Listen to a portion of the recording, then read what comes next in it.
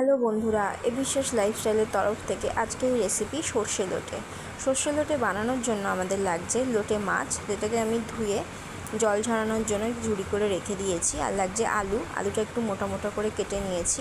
বেশ খানিকটা রসুন, কাঁচা লঙ্কা, আদা আর সর্ষে, পেঁয়াজ কুচি করে নিয়েছি। সর্ষেটাকে আমি এখানে কালো আর সাদা দুটোই নিয়েছি। সর্ষেটা বেটে নিয়েছি আর আদা রসুন লঙ্কাটাকেও আমি বেটে নিয়েছি। এখানে লঙ্কাটা একটু বেশি পরিমাণে ইউজ করেছি, কারণ একটু ঝাল হলে লোটে মাছটা খেতে বেশি ভালো লাগে। যে প্রথমে সর্ষে লোটে বানানোর জন্য প্রথমেই আমি নেব লোটে মাছটা। আমি একটা বাটিতে নিয়ে আদা রসুন লঙ্কাটা পেস্টটাকে করেছিলাম যেটা, সেটা দিয়ে দিলাম। সর্ষে বাটাটাও দিয়ে দিলাম। তার সঙ্গে দিলাম পেঁয়াজ কুচি, পরিমাণ মতো নুন, হলুদ আর কাঁচা সর্ষের তেল। এখানে কাঁচা সর্ষের তেলটা একটু বেশি পরিমাণেই লাগবে, আর সর্ষের তেলটাই ব্যবহার করবেন। সর্ষের তেলটা দিলে লোটে মাছটা স্বাদটা একটু অন্যরকম লাগে, ভালো লাগে খেতে। আচ্ছা, এটা আমি একসঙ্গে ভালো করে মাখিয়ে এটা বেশ কিছুক্ষণের জন্য আমি ম্যারিনেটের জন্য রেখে দেবো।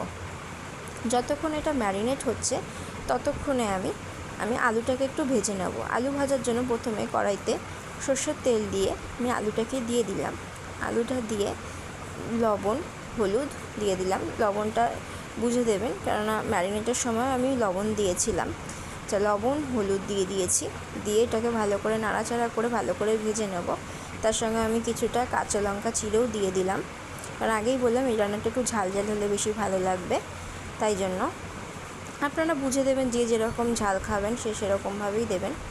আলুটা ভাজা হয়ে গেলে আমি ম্যারিনেট করা মাছগুলো কড়াইতে ভালো করে দিয়ে দেবো।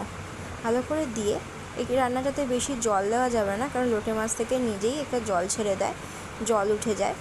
যে লোটে মাছটা আমি দিয়ে যে বাটিতে ম্যারিনেট করেছিলাম সেই মশলা মাখানো একটুখানি জল দিয়ে আমি জলটা হালকা দিয়ে দিলাম, দিয়ে ঢাকা দিয়ে রাখবো।